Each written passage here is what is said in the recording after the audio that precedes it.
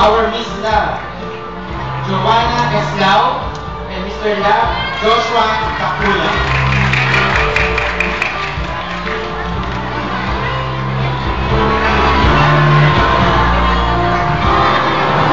Mrs. Marquez, will award the massage. In behalf of Mrs. Capula. Joanna is under Mrs. Joanna Arquete, and Joshua is under Mrs. Josefina Olivarda. Once again, Miss Love, Joanna Eslao, and Mr. Love, Joshua Capula.